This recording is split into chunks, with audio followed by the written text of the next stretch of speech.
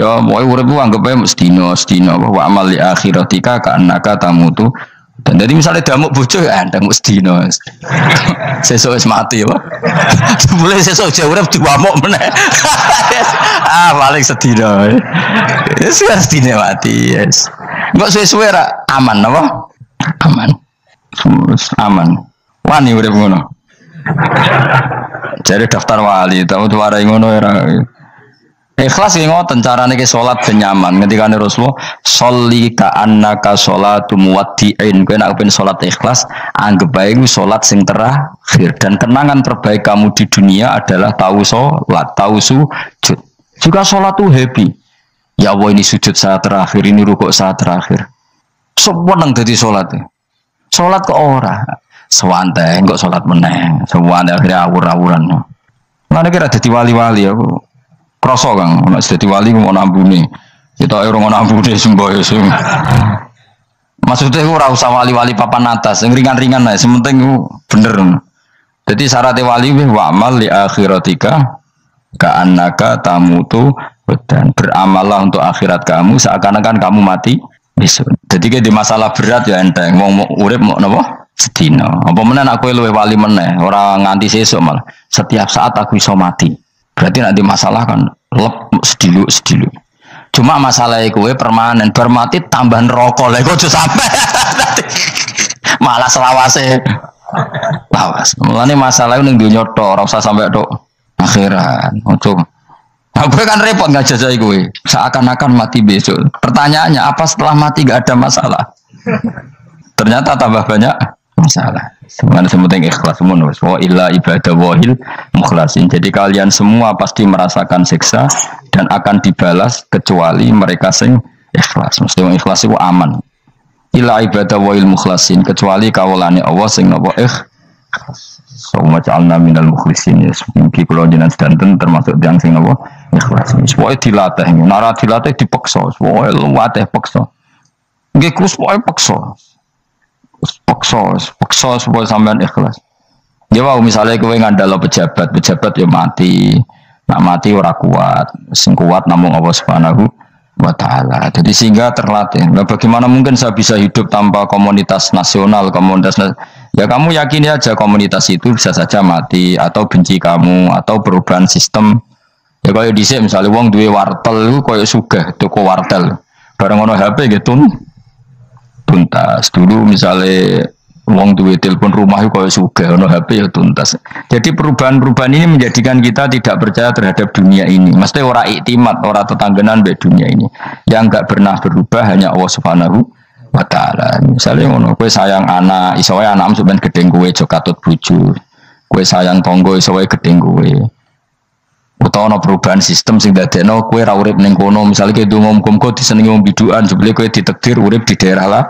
Enggak ada pernah tahu. Sing mesti abadi namung Allah Subhanahu wa taala. Semulane illa ibadah wahil mukhlasin. Kecuali kaula-kaulane Allah sing mengikhlaskan amal hanya krana Allah Subhanahu wa taala. Ayil mukminina tegese pira-pira mukmin. Uti dawuh iki istisna mungkotion kang terputus. Dzikra jazaahum. Utawa ngene, dzikru jazaihim mutawi nutur piwalese para al-mukhlisin fi qouli ta'ala ulaika lahum rizqum ma'lum. Ulaika te mungkon-mungkon sing ikhlas lahum tetep kedhe ulaika fil jannah rizqun utawi rezeki ma'lumun kang wis ditentokno bukrotan ing lembut besok wa asyan waktu sore. Rupane rezeki apa fawakihu iku pira-pira buah-buahan badalun dadi badal bayanun utawa menjelasno rezeki maring rezeki. Bahwa tekang aran fakihah utawa utawi arisku merupa fawakih ma perkara. Yuk kalau kang den pangan apa mata lagi dan krono enak-enakan lali hifdzi sihatin. Ora kok krono jaga kesehatan. Jadi ning swarga iku mok sifate pakanane mung go enak-enakan tok, ora ana makanan pokok. Mergo makanan pokok kowe mangan beras ning Indonesia kan go ketahanan fisik. Sementara di surga tidak perlu ketahanan karena dijamin fisik kamu abadi. Paham, bisa ulang lagi ya. Kalau di dunia kan kayak butuh mangan pokok supaya mempertahankan fisik. Karena fisik kamu rawan rusak kalau tidak makan makanan pokok. Sementara di surga fisik kamu tidak mungkin rusak sehingga tidak perlu makanan sing pokok. Kabeh sifatnya makanan mau gue enak-enakan tok. Ora perlu lali hifdzi sihatin, ora perlu gue jaga hatan mergo li anna ahlal jannati krana sak temene penduduk swarga iku mustaghnuna semugih kabeh an khifdhiya saking jaga sikhah bi khalqi atsadihim sebab gawe jasad ahli swarga digawe lil abadi krana selawase lawas. Jadi kamane di surga kamu tidak perlu mikir obat, tidak perlu mikir pakanan yang menguatkan karena fisik kamu sudah didesain abadi. Jadi butuh makan itu hanya menunjukkan untuk kenikmatan. Jadi kamane ada semuanya itu demi kenikmatan, tidak demi menjaga ketahanan. Karena tubuh kita pasti sudah tahan karena didesain lil abad untuk selawase lawas.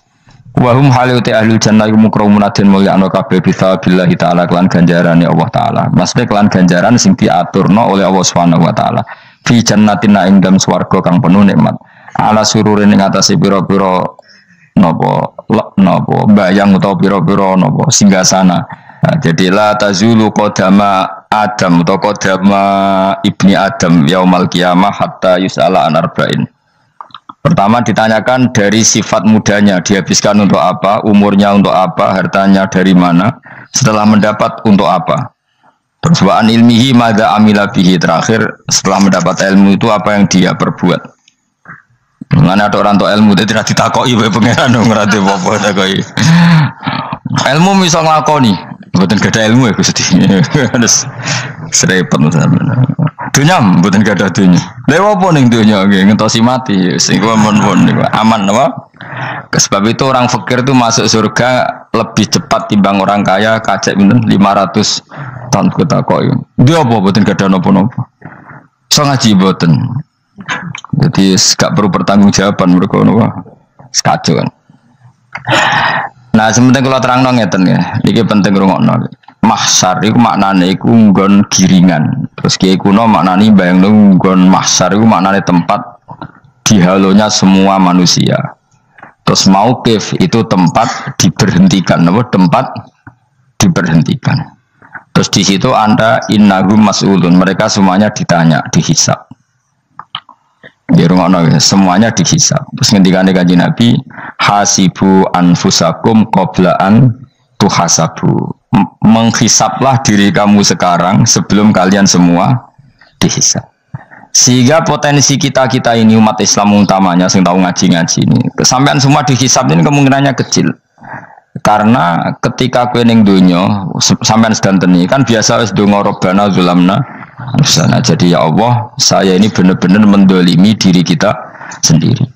Karena tujuannya hisab itu taubah. Taubah itu mempermalukan mereka di depan umum. Seorang lagi ya, jadi semua hisab itu taubihan, mempermalukan mereka di depan umum bahwa mereka orang yang buruk. Sementara kamu di dunia sudah sering ngaku orang buruk. Saya ini wis rawong akeh maksud ini kan.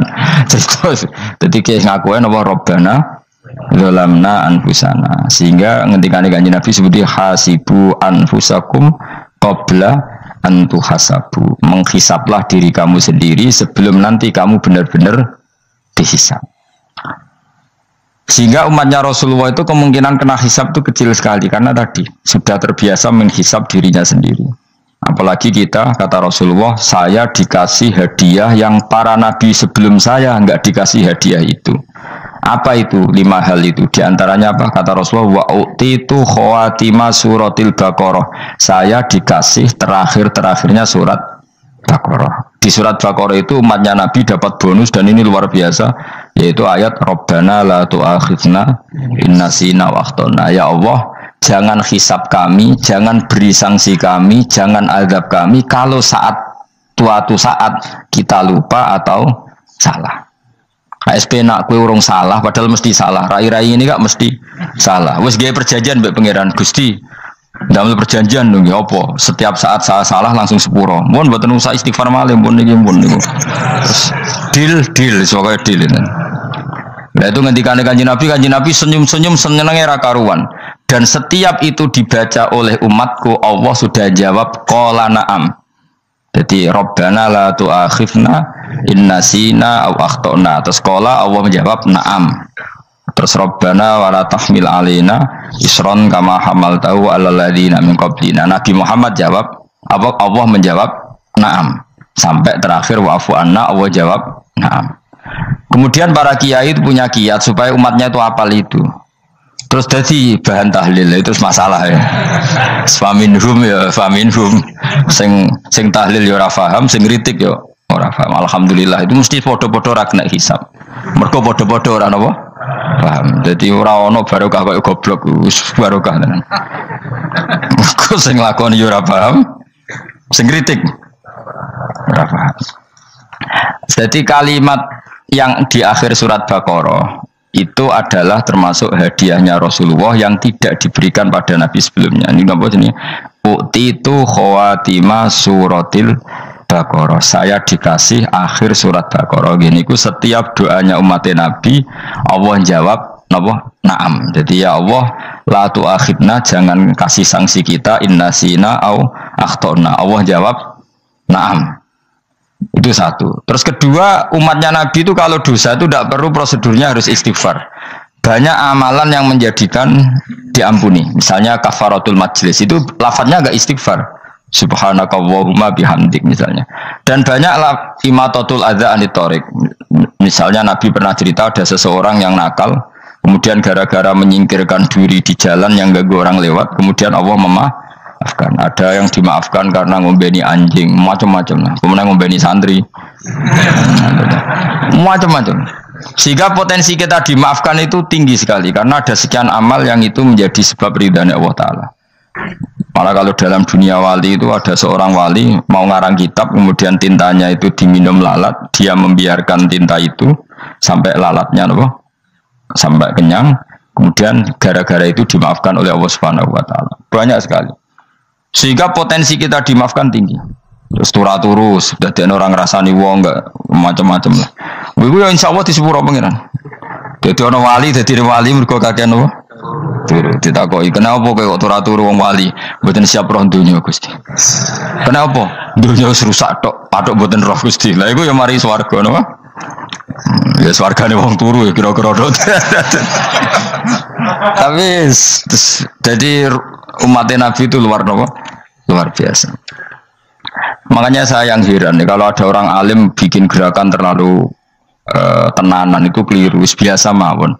Turu ya ibadah, wae agar gak zina, gak maling, wae agar gak nglakoni dosa gede ini sanggep ae napa? Ibadah. Karena tadi Rabbana la tu'akhidna in nasina wa akhtana. Terus Allah jawab na'am. Sehingga kiai-kiai itu takut orang itu lupa, terus dimodifikasi sedemikian rupa jadi wiridan. Tapi alhamdulillah kok banyak yang kritik. Jadi ya biar seimbang, no? Seimbang kepada alam demokrasi. Jadi kalau lagi kecewa abis kritik, mereka insya Allah rapati paham masalah usul ini. Karena satu-satunya cara supaya orang paham itu pancen ya dijak latihan bareng-bareng. Gak ngono malah ra paham blas. Ya tapi tadi ya semua itu resiko. Zaman Nabi Sugeng ana ibadah sunat dilakoni terus, Nabi yo duka, kuwatire dianggap wajib. Tapi nek ora dilakoni blas Nabi yo duka, wong sunat ora tau dilakoni. Jadi sudah alhamdulillah sekarang ana sing ngritik, ana sing setuju biar seimbang no. Wong padha ora paham wae napa? Padha paham. Padahal makna ayat itu luar biasa. Rabbana la tu'akhidna in nasina wa akhtana. Terus kedua, Rabbana wala tahmil alaina isran kama hamaltahu alal ladina min qablina. Ya Allah, jangan beri beban kami sebagaimana engkau memberi beban kepada orang sebelum kami. Dulu itu kalau ada orang yang salah, itu harus dibunuh oleh orang yang tidak salah. Liyaqtulal bari'u minkum al-mujrima. Supaya yang tidak salah membunuh yang salah. Sehingga ketika umatnya Nabi Musa menyembah anak sapi, ijel itu, apa kata Allah?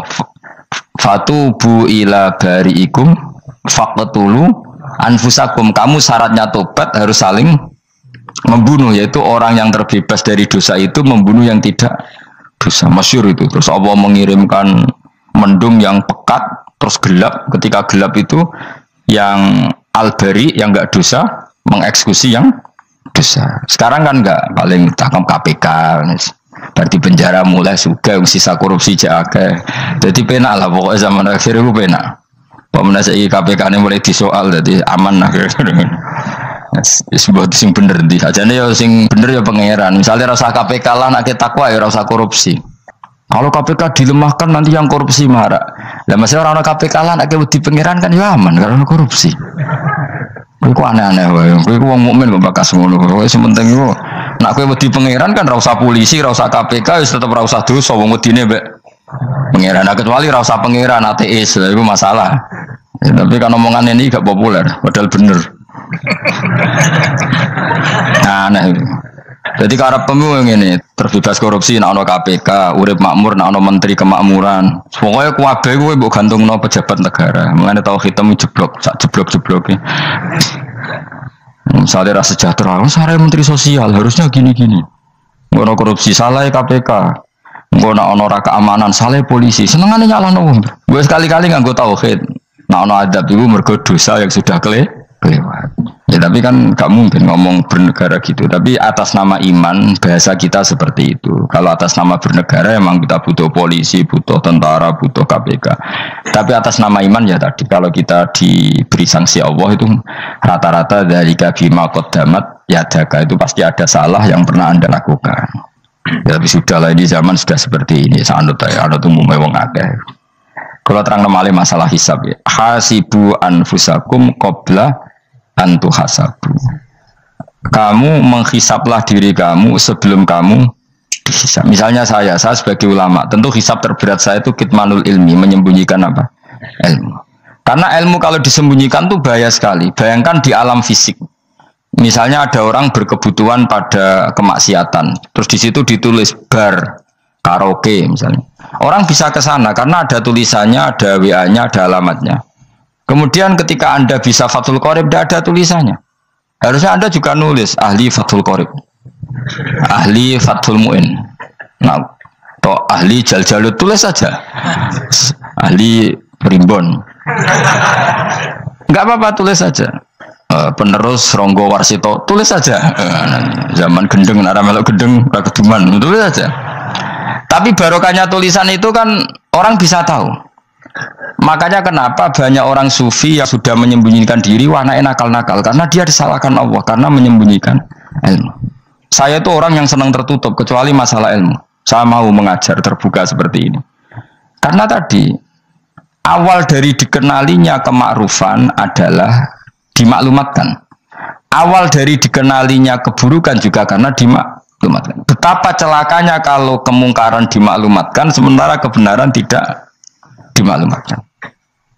Makanya Mbah Mun itu sampai berfatwa, Mbah Mun guru saya itu. Nah, ono masjid ora ono menarane Mbah Mun duka. Masjid kok ora ono menarane, wajib ono. Dulu saya iskal, kenapa menara jadi wajib? Tapi setelah saya tambah angan-angan, secara fikih jelas tidak wajib. Tapi coba bayangkan, misalnya ada bar lampunya tinggi, orang dari jauh tahu itu bar, sehingga kalau mau maksiat misalnya ingin ke sana. Sekarang misalnya masjid gak ada menara nih, ada orang ingin sholat, ono masjid tahu orang. Ini baru kayak ada menaranya kan? Tahu. Intinya semua kebaikan itu harus dimanarohkan. Makanya manaroh itu dari kata nur, dimenarakan, dari kata nur, dari kata dicahayakan, dimaklumatkan. Sehingga mulai dulu lama itu meskipun humul itu menyembunyikan diri. Tapi kalau masalah ilmu mereka membuka diri. Ya coba kalau misalnya ngaji seperti saya ini, saya tidak terang-terangan jadi orang alim. Sebetulnya nggak baik. Kalau kamu ujub, sombong, aku orang alim itu tidak baik. Tapi kalau kita kan tidak karena ujub tadi, harus memaklumatkan. Coba berapa bapak-bapak yang tertolong nyari bidan ketika istrinya hamil, gara-gara tulisan karena yang nolong itu bidan, ya kan, dokter gigi. Atau kalau nggak dokter, ya ahli gigi. Ahli gigi itu yang dipasang tanpa medis itu. Nggak kamu menjadi tahu karena apa coba? Tulisan kan. Tapi kenapa kebaikan tidak seperti itu? Harusnya sampean itu tulis saja. Misalnya sampean nggak alim saja, maklar orang alim. Siap menyalurkan ke tempat-tempat orang alim. Coba TKI tenaga kerja itu. Mereka tahu Korea, Hongkong karena tulisan penyalur tenaga kerja. Tulis saja rumah kamu penyalur ke orang alim. Nanti antar ke berduaan. Kalau ada orang tanya, maksudnya gimana? Kalau butuh orang alim, tak antarkan. Oh ya sudah, itu kalau se-Indonesia, itu luar biasa. Jadi yang ngajinya dulu Fathul Qorib sampai bab sholat itu saja. Ahli Fathul Qorib sampai bab sholat. Terus saja dalam kurung pemahaman pas-pasan. Lo coba dokter itu kan fair. Kalau ilmunya pas-pasan tulis dokter umum. Kalau dia merasa pinter dokter spesialis. Dan itu menjadi orang tahu. Tulis saya kan ke ahli saraf. Nah, lo buatan guyon itu betul. Makanya saya ini termasuk orang yang menyembunyikan diri. Tapi kalau bab ilmu ndak. Sehingga nyun sewu saya ada sombong banyak gus-gus alim yang ngaji saya jamul jame, ngaji mahali. Padahal itu kitab tersulit di pondok. Tapi gara-gara saya sering cerita, saya pernah ngaji jamul jame sama Mbah Mun. Saya pernah mentakriri kitab ini, kitab ini. Hanya banyak yang ngaji saya. Kalau tanpa itu kan mereka tidak tahu. Ya sama nggak apa-apa kalau menyaingi saya, tulis saja di rumah kamu ahli jamul jame. Barang diparani ahli apa? Ahli jilid. Maksudnya kalau kitab kamu rusak bawa sini. Ya enggak apa-apa. Nah, sehingga syarat utama jadi nabi itu sebetulnya memaklumatkan diri. Ya saya ulang lagi. Pertama nabi jadi nabi syaratnya apa? Memaklumatkan. Sehingga pertama beliau jadi nabi naik gunung Sofa, kemudian ya maksara Quraisyin halummu ilayya, wahai orang Quraisy kesini. Terus Nabi mulai manggil satu-satu, ya Bani Abdi Amanaf kesini, ya Bani Fihir kesini. Terus saya ini adalah An-Nadhirul Mubin, saya sekarang diangkat jadi nabi. Terus Abu Lahab marah-marah, tabbannaka ya Muhammad alihada jama'tana.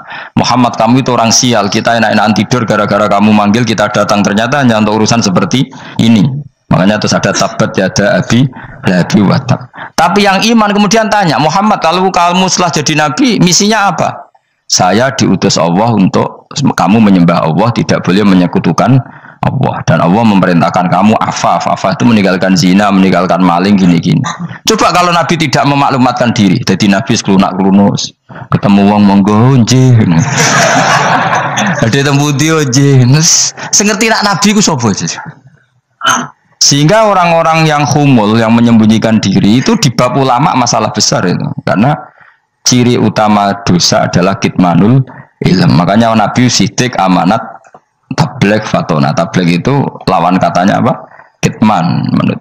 Makanya saya ngaji di mana-mana. Saya di Jakarta ngaji, di sini ngaji, di Pasuruan ngaji. Harus dimaklumatkan ilmu. Dan kalau ada orang tanya ya tak jawab. Saya tuh kitab yang paling aneh di pesantren, misalnya yang mulai aneh lah, kayak Jamul Jame. Saya sampai sekarang masih ngajar Jamul Jame. Kitab yang aneh. Macane lagi roh judulnya pusing. Jamul Jawame, kumpulane pira-pira kumpulan. Jadi ilmu apa ae ana ning kono. Sing gak ana ilmu dukun, mboten enten. Ilmu carane bodoni ora ana. Ning kono mau carane mlebu swarga tok. Mane potensi kula mlebu swarga itu tinggi sekali. Cara sing model piye duwe. Dadi mun. Jadi cara sing model piye duwe. Jadi cukup banyak napa? Cara. Sampe nek duwe cara sitok ora mesti kula nu gak ada cara kada. Dadi nek dari cara iki mentok, ganti cara iki mentok. Ya terakhir paling gampang cara nganggo fadhole pangeran. Nah, iku kena mbok tiru. Pokoke mlebu swarga nganggo fadhole pangeran. Masalah utama kita sebetulnya itu. Makanya saya tidak pati cocok sama orang sufi itu. Kebenaran itu harus dimaklumatkan. Sementara orang sufi itu ingin menyembunyikan diri. Itu kalau untuk yang alim itu tidak bagus. Wong kita saja tahu itu dokter atau bidan karena tulisan. Ini bidan, ini dokter. Dan mereka jujur, dokter umum, dokter spesialis. Loh, coba misalnya di kota, kamu tulis saja penyalur kebaikan. Orang yang ingin mondok, oh pondok pilihannya ada, Sarang ada, Peloso, Lirboyo. Kalau saya ke sana gimana? Oh, saya kenal busnya, tak anter. Wan keren, sudah ada penyalur. Kalau orang bisa tersalurkan ke Korea, ke Korut, ke Jepang karena tulisan, kenapa tidak banyak orang tersalur kebaikan karena tulisan? Boy orang mau kelunak orang jelas. Meskipun nanti ditawari orang, mesti dulu sih ahli takrib, cewong guyu, ahli fathul qorib sampai bab sholat. Tulis saja jujur, maaf tapi hanya sampai bab sholat. Tulis saja, ada maafnya barang maaf, tapi sampai bab sholat. Gak apa-apa. Paling untuk wong sowan, larian mau doa jenengan 2 tahun. Tapi ini bodohnya mau 3 bulan, mulai ngaji ini dok bab sholat. Tidak apa-apa. Itu dulu memang begitu. Rasulullah zaman Sugeng itu kalau ngajari santrinya itu balighu anni walau ayah, maklumatkan ke kampung kamu meskipun 1 ayat. Banyak sahabat kalau ditanya ya tidak bisa karena ngajinya tidak hatam. Tapi ya terus gak bohong, kok tak soal Abu Bakar, tak soal Umar, ditanyakan yang lebih pintar.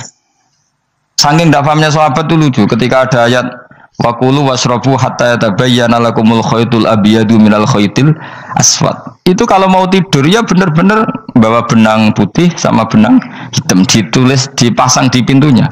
Jadi kalau makan diinceng lagi, kok masih belum kelihatan, wah masih boleh makan gitu. Terus begitu. Kalau sudah mulai syuruk, mulai padang, wah berarti sudah imsak. Jadi karena makanlah dan minumlah sampai benang hitam terbedakan dari benang putih. Artinya kalau malam kan dulu kan nggak ada listrik, nggak ada lampu, berarti kalau benar-benar masih malam nggak terlihat, berarti masih boleh makan. Nanti terus dilihat gitu. Terus ya sudah wakafnya di situ. Hatta yatabayyana lakumul khaytul abyadu minal khaytil aswad, wakaf dulu. Terus akhirnya Kanjeng Nabi itu piye kok umatku jadi masangi benang ini. Akhirnya Jibril teko. Ini makanya unik dalam ulumul Quran. Satu-satunya ayat yang diturunkan hanya satu kata itu ya ayat itu tok. Terus Jibril datang, Muhammad ayatnya itu kurang sitok. Minal fajr. Terus ditambahi minal fajr. Jadi minal fajr itu unik. Ada Jibril jauh-jauh dari langit. Iku mau nurun apa?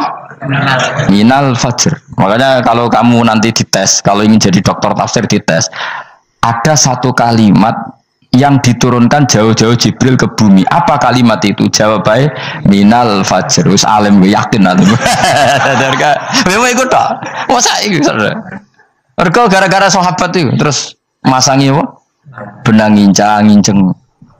Akhirnya minal fajr. Baru mereka tahu maksud fajar, maksud apa? Benang hitam artinya malam, benang putih artinya fajar. Sodik sudah menyingsing. Semenjak itu sudah ada benang-benangan karena jadi orang-orang ngono maksudnya iki kurang sithik terus turun apa? Minal fajar ya. Jadi nanti kalau sampai latihan tes jadi dokter apa? Tafsir. Ayat mana yang diturunkan hanya satu kalimat atau satu kata jawab apa? Minal fajar. Lolos langsung dokter. Pun pinter. Ya pinter ngerti maksudnya orang Anda. Lah nanti hubungan kita dengan Allah ya seperti itu. Sejauh mana kita memaklumatkan Allah, sejauh mana kita mengkampanyakan Allah. Saya berkali-kali bilang, saya kemarin kan di Korea itu sebetulnya saya yakin hanya doa saya sering berdoa, ya Allah Engkau dipuji di langit dan di bumi. Lalu kalau di bumi ateis itu caranya kayak apa? Dulu saya itu terobati karena Uni Soviet setelah persemakmuran banyak menjadi negara Islam. Berarti itu bukti bahwa Allah pun dipuji di bumi Uni Soviet. Lalu yang kayak Korea kayak apa? Ternyata betul Koreanya tetap ateis, gara-gara diserbu wong Indonesia. 49.000 wong Indonesia ning Korea Selatan. Iku mbok gawe sing salat separuh iku cek piro? 24, kira-kira ya selawe digawe 20.000. Wis 20.000 salat kabeh, tahlilan kabeh seruame. Lah kok sing ngritik tahlil muni sunah Rasul tok serami. Pokoke rame lah walhasil. Kita tahlilan wah itu enggak ada hadisnya. Gak apa-apa sing penting muni hadis sing sitok tahlil muni hadis ya ibadah, tahlil ya ibadah. Mbok lah soal kok bener ding totalan guri sing penting rame. Maksudnya sementing rame ngomong visi Islam. Gitu Islam tahlil sitok Islam sunnah Rasul enggak masalah. Wong ape yakin bener saiki ya ora ono klarifikasi, tapi sementing kan kabeh ngomong tentang Islam. Artinya gini, Allah punya cara untuk supaya bumi Korea itu ada yang bertasbih bersujud. Mil'us samawati wa mil'ul. Allah tidak kurang cara. Golek wong kedonyan ditawarik ke sana demi uang, bareng mus ning kono dielingno pangeran. Segawe masjid, kontrak masjid macam-macam lah, masjid kontrakan ning Korea. Nang kene ora ono masjid. Pusing. Saya pernah ngisi di satu masjid itu, gambare pintu gerbangnya bukan salib kan. Ternyata tingkat 1 itu gereja, tingkat 2 bar, tingkat 3 masjid. Kadang ya kebalikan, masjid, bar, gereja. Satu gedung. Jadi malaikat saya tidak tahu lewatnya gimana itu. Saya nggak tahu itu cara lewat gimana. Karena malaikat bagian rahmat itu nggak bisa dia lewat salib. Tapi dia harus menulis ganjaran yang sholat. Nggak tahu saya lewatnya dari mana karena itu. Ya tentu dia punya cara lah, tapi yang jelas ya agak bingung ini gimana. Itu pernah yang tingkat 2 itu bar pas aktif. Ada santri yang ya pekerja imannya pas-pasan. Kalau nanti gus badhe Jumatan, mlebu bar pas aktif wae wong ayu. Meh wera Jumatan, mergo mau tingkat 2 bar, tingkat 3 masjid. Itu ono khutbah yang barnya tetap main, ada bar yang masjidnya tetap khutbah. Itu masuk bar. Sudah Jumatan pun yang gini wae.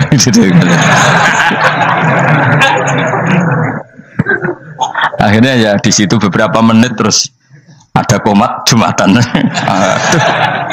Dosa ta Gus ini. Ya aku muni. Ya sebelum Jumatan kok apik.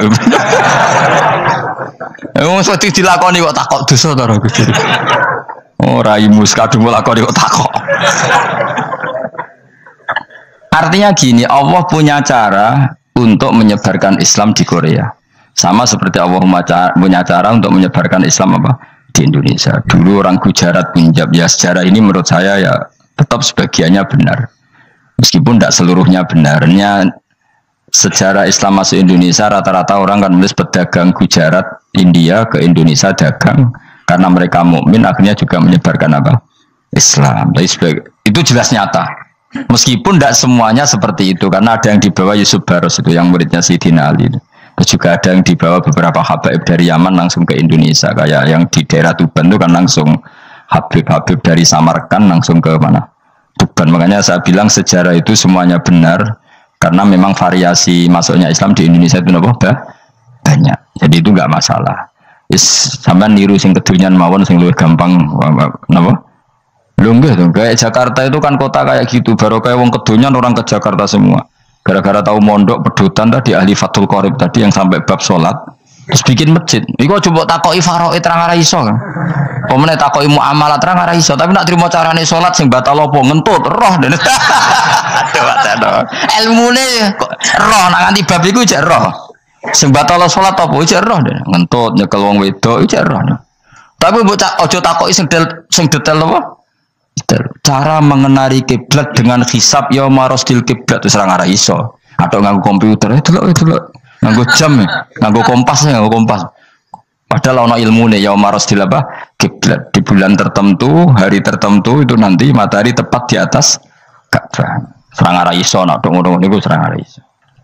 Ya saya ulang lagi ya. Jadi kesalahan kita adalah kebenaran itu kita sembunyikan. Padahal awal dikenalnya Islam itu lewat i'lam, fasda bima tu'maru. Kebenaran harus dimaklumat.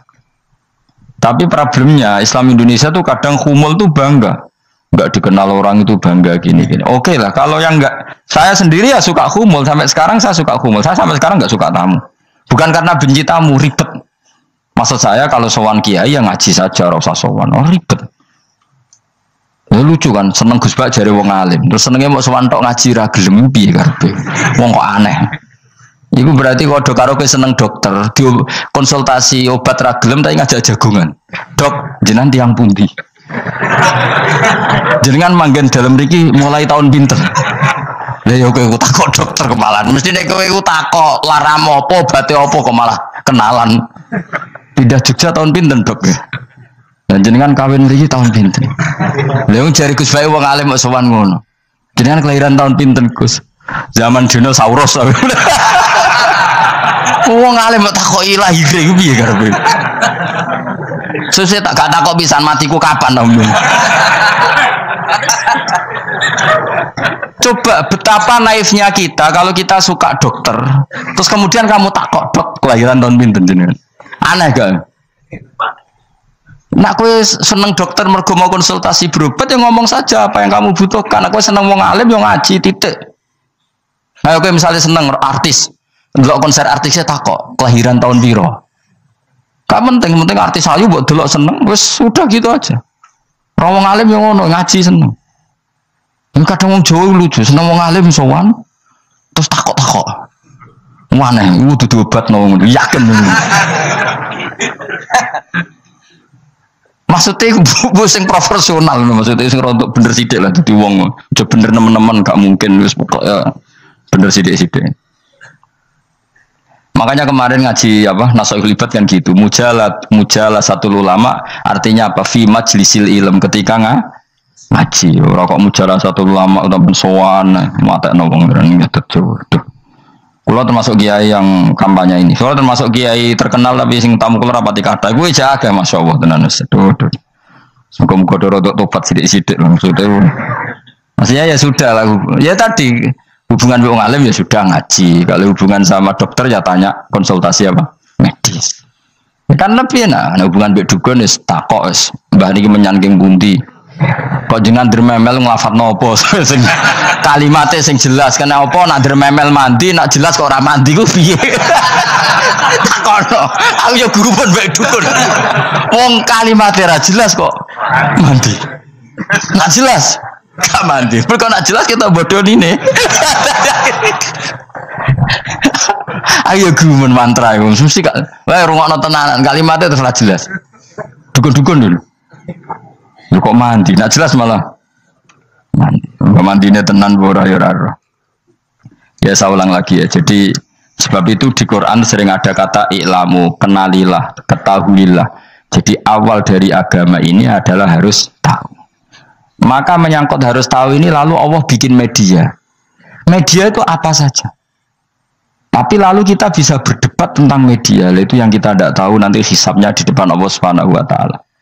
Saya sampai sekarang itu nggak tahu, nggak pernah bilang halal, nggak pernah bilang haram. Misalnya gini ya buat ini dengerin ya. Di Korea ini sering teman-teman cerita.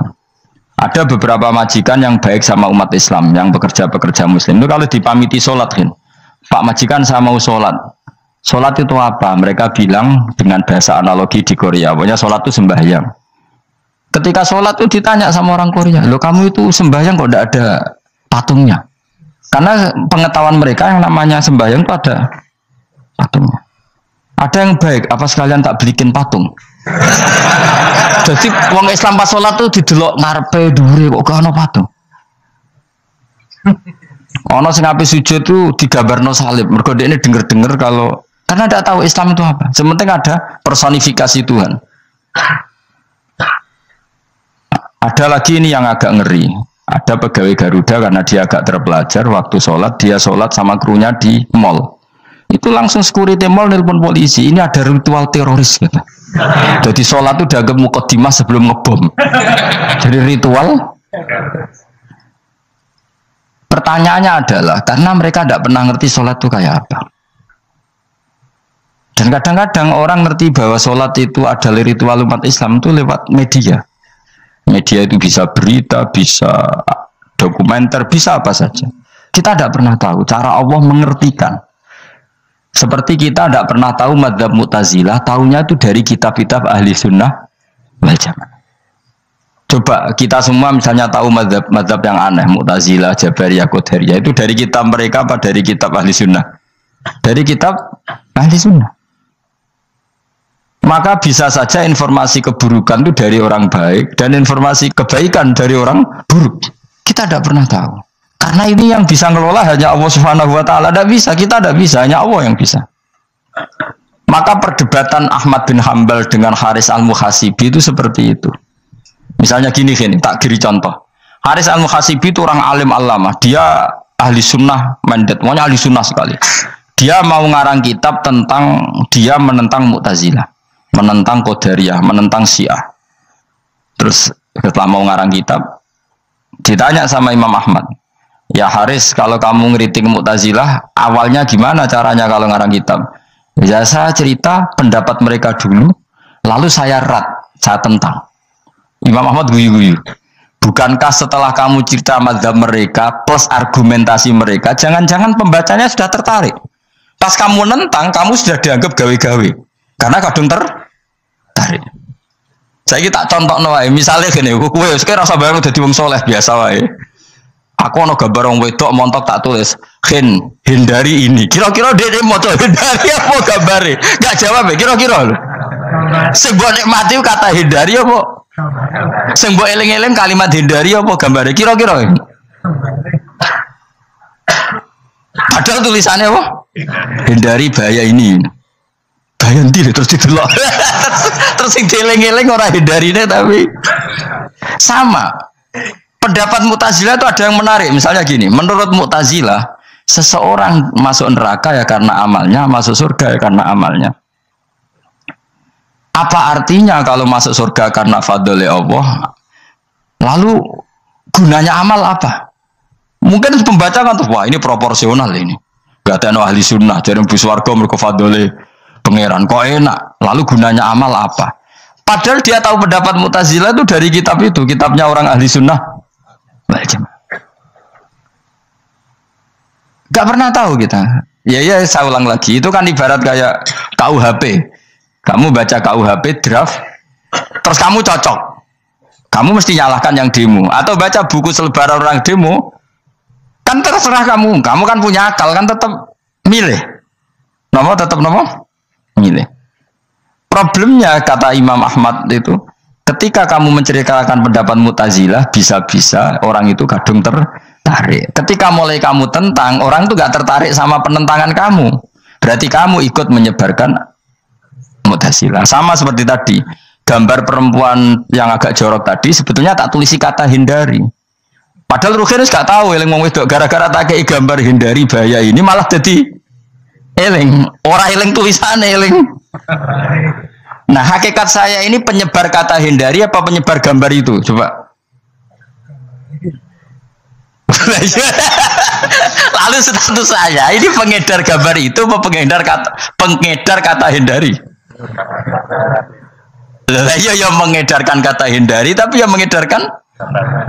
Nah, sama sekarang pertanyaannya, kalau kamu ngarang kitab anti Mu'tazilah itu sebetulnya pengedar mazhab Mu'tazilah apa penentang? Ya pengedar juga karena umat tahu dari kitab kamu. Dong toh. Lah ya mulane ku dadi perdebatan, kok koyo iya koyo ora. Juga tuh gale gini misalnya, kamu jangan milih presiden yang dari militer, itu pasti keras, tegas, terus kaku. Ternyata pembaca itu wataknya militer. Lu cari yang begini, pusing kan dong. Agak suka presiden sipil, nggak tegas. Padahal kamu nulis itu untuk menggiring orang milih presiden. Jangan milih yang militer, pasti tegas, nggak demokratis, nggak nerima pendapat. Ternyata pembacanya suka saya punya pemimpin yang tegas. Habis kamu kan?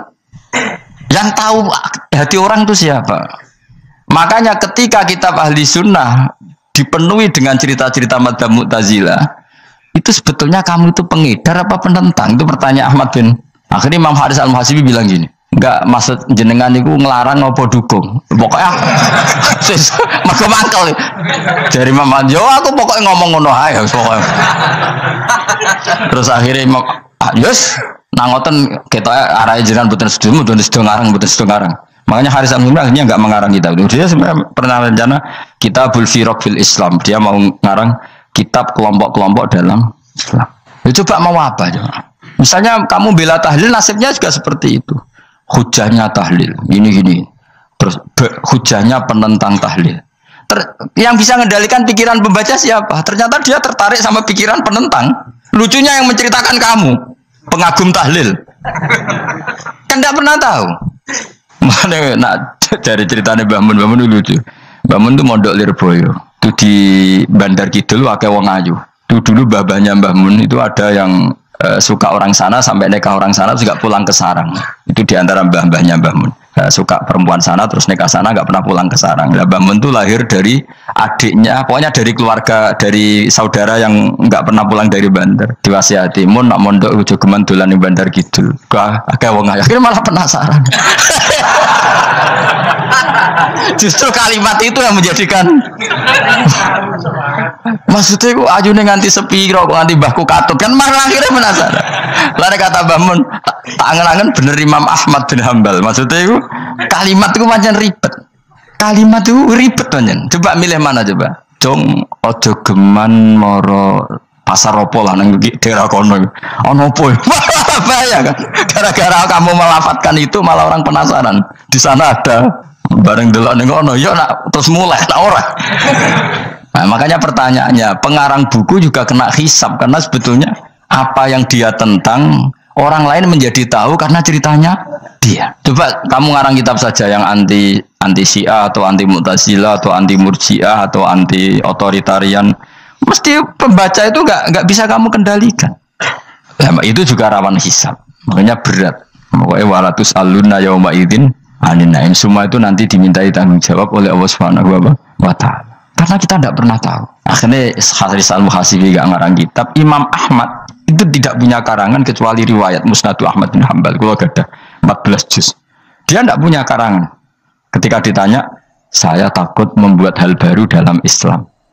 Karena karangan itu kan mesti melogikakan hukum. Sementara Allah tuh kadang nggak butuh dijustifikasi seperti itu. Jadi cara kitab usul fikih ini, sama tak bedai. Mungkin nggak Allah menyuruh kamu ngangkat gunung Merapi tanpa alat? Nggak, jawab saja. Latihan pinter. Mungkin nggak Allah menyuruh kamu disuruh ngangkat gunung Merapi? Mungkin nggak? Mungkin apa enggak? Nah, itu ulama usul fikih berdebat. Ada mengatakan tidak mungkin. Karena Allah tidak akan memerintahkan sesuatu yang tidak dimampui mukhatab, yang tidak dimampui manusia. Masuk akal. Kaul kedua mengatakan mungkin. Butuhnya Allah itu mau wong muni yotok nurut. Senajan to gak mungkin.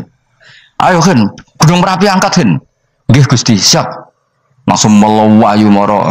Wih Allah wis seneng, wah nurut aja iki. Tapi ya kemungkinan cek goblok ora takok sik.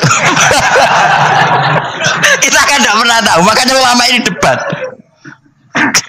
Kira-kira nak Hen Gunung Merapi angkat. Potensinya kan dua, kue langsung melayu apa ngangkat. Potensinya kan kok goblok kayak ngono ora takok. Bicarane kok. Tapi ya mungkin dilembek pangeran. Cek nuruti, ora paham-paham lah melayu. Ki milih ndi? Status sing ngene iki nurut apa goblok?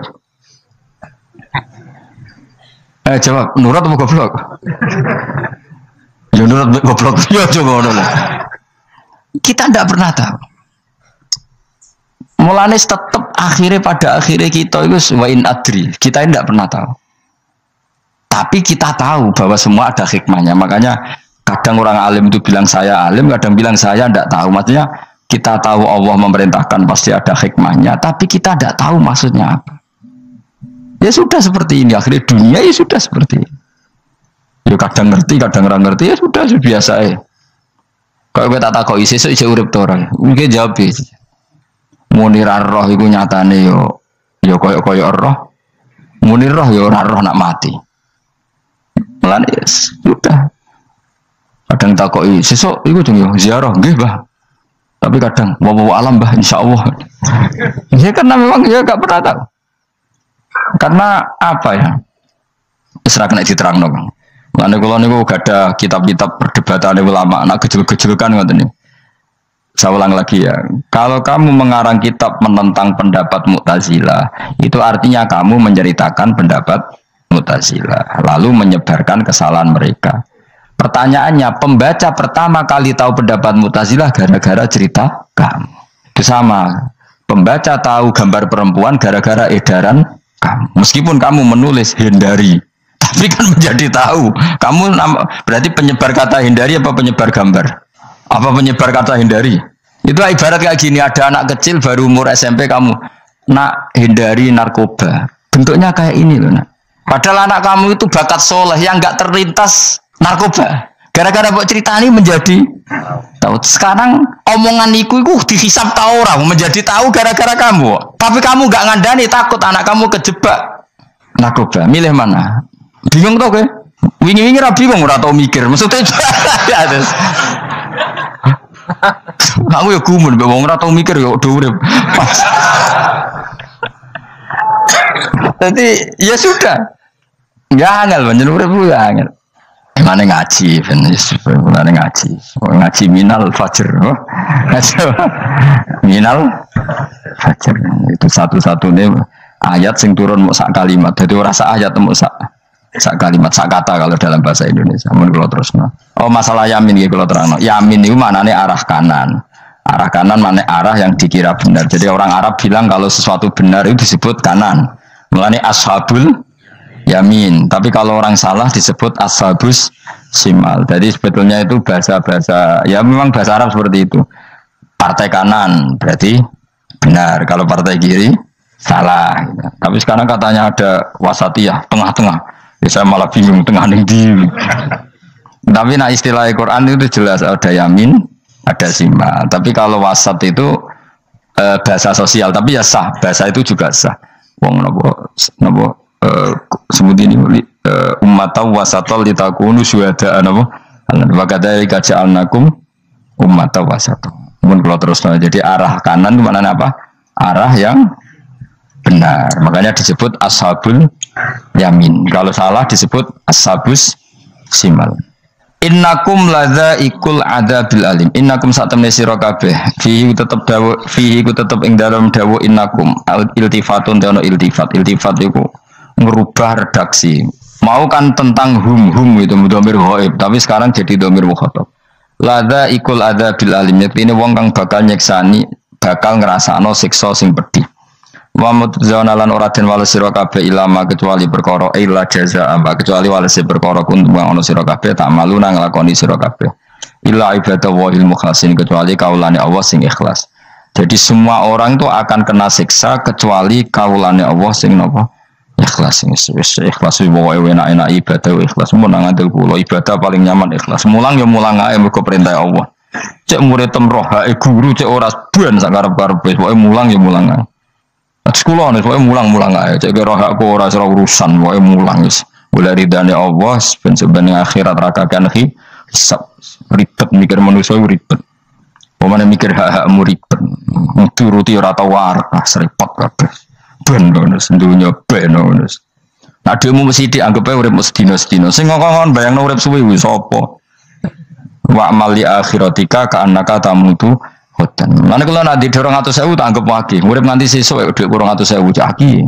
Tapi bayangno duit akeh, bayangno urip nganti swidak tahun. Sing ngongkon bayangno ngono iku ya. Sopo jelas Nabi dawuh wa amal li akhiratika karena katamu tuhutan. Kamu ngamal untuk akhirat seakan-akan mati be.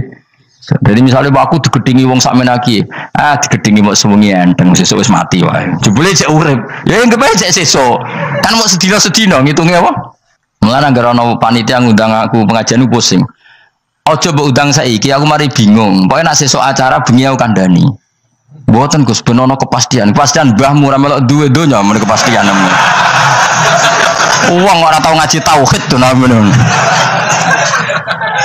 Pas ya coba 2 bulan lagi disuruh bilang iya ben ana kepas. Sing iso ngatur donya sapa? Akhirnya tapi ini benar kepastian mbahmu manusia sing iso nonton sapa. Pokoknya acarane Senin, aku kandhani malam Senin, aku ono ya iso wae lunga. Gampang kan? Tapi kan jantungan. Akhirnya golek kiai serep. Alhamdulillah ras itu. Terus kula ngaji teng mriki pokoke umume iku akhir bulan iki ngono santai wis. Ya biasa wae. Ya pokoke urip ku anggap ae sedina wa amal li akhiratika ka annaka tamutu. Dan dari misalnya damuk bojo ya ndang sedina. Sesuk wis mati ya. Mulai sesuk jauh urip diwamuk meneh. Paling sedina. Wis sedina mati, yes. Engko suwe-suwe ra aman apa? Aman. Aman. Wani urip ngono. Jadi daftar wali, tahu warai ngono ora. Ikhlas ki ngoten carane ki salat ben nyaman. Ngendikane Rasulullah, "Sholli ka annaka sholatu muwaddi'in." Kowe nek pengen salat ikhlas, anggap bae iku salat sing terakhir dan kenangan terbaik kamu di dunia adalah tahu salat, tahu sujud. Juga salat tuh happy. Ya Allah ini sujud saat terakhir, ini rukuk saat terakhir. Seneng dadi salat. Salat kok ora. Sewante kok salat meneh. Sewante akhirnya awur-awuran. Mana kira dadi wali-wali aku. Kroso Kang, nek dadi wali ku ono ambune. Kita ora ono ambune semboyo sing. Maksudnya ora usah wali-wali papan atas, sing ringan-ringan ae, sementing ku bener. Jadi syarat wali wa amal li akhiratika ka annaka tamutu dan beramallah untuk akhirat kamu seakan-akan kamu mati besok. Jadi kayak di masalah berat ya enteng, wong urip mau napa? Sedina. Apa meneh aku luwih wali meneh, ora nganti sesuk malah. Setiap saat aku iso mati. Berarti nanti masalah kan lep sedilu.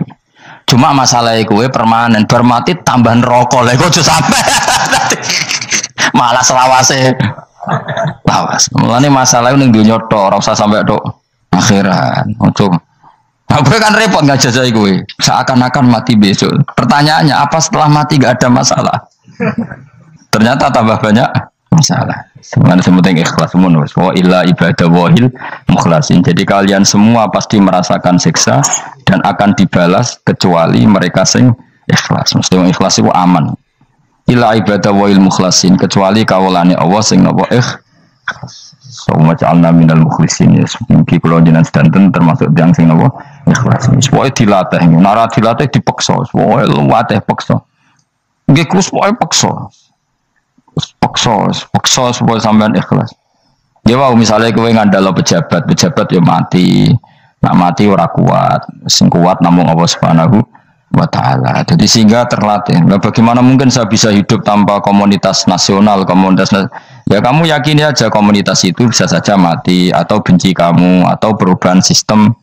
Ya kayak dhisik misalnya wong duwe wartel iku koyo sugih toko wartel. Bareng ono HP gitu tuntas. Dulu misalnya wong duwe telepon rumah itu koyo sugih ono HP ya tuntas. Jadi perubahan-perubahan ini menjadikan kita tidak percaya terhadap dunia ini. Mesti ora iktimat, ora tetanggenan be dunia ini. Yang enggak pernah berubah hanya Allah Subhanahu wa taala. Misalnya ngono, kowe sayang anak, iso wae anakmu sampean gedeng kowe aja katut bojo. Kowe sayang tangga iso wae gedeng kowe. Utawa ana perubahan sistem sing dadekno kowe ra urip ning kono, misale kowe ndonga muga-muga disenengi wong bidukan, jebule kowe ditakdir urip di daerah lah. Enggak pernah tahu. Sing mesti abadi namung Allah Subhanahu wa taala. Semalane illa ibadallahil mukhlasin. Kecuali kaula-kaulane Allah sing mengikhlaskan amal hanya krana Allah Subhanahu wa taala. Ail mukminina tegese pira-pira mukmin. Uti dawuh iki istisna mungkotion kang terputus. Dzikra jazaahum. Utawa ngene, dzikru jazaihim mutawi nutur piwalese para al-mukhlisin fi qouli ta'ala ulaika lahum rizqum ma'lum. Ulaika te mungkon-mungkon sing ikhlas lahum tetep kedhe ulaika fil jannah rizqun utawi rezeki maklumun kang wis ditentokno bukrotan ing jambut besok wa asyan waktu sore. Rupane rezeki apa fawakihu iku pira-pira buah-buahan badalun dadi badal bayanun utawa menjelasno rezeki maring rezeki. Bahwa tekang aran fakihah utawa utawi arisku merupa fawakih ma perkara. Yuk kalau kang den pangan apa mata lagi dan krono enak-enakan lali hifdzi sihatin. Ora kok krono jaga kesehatan. Jadi ning swarga iku mok sifate pakanane mung go enak-enakan tok, ora ana makanan pokok. Mergo makanan pokok kowe mangan beras ning Indonesia kan go ketahanan fisik. Sementara di surga tidak perlu ketahanan karena dijamin fisik kamu abadi.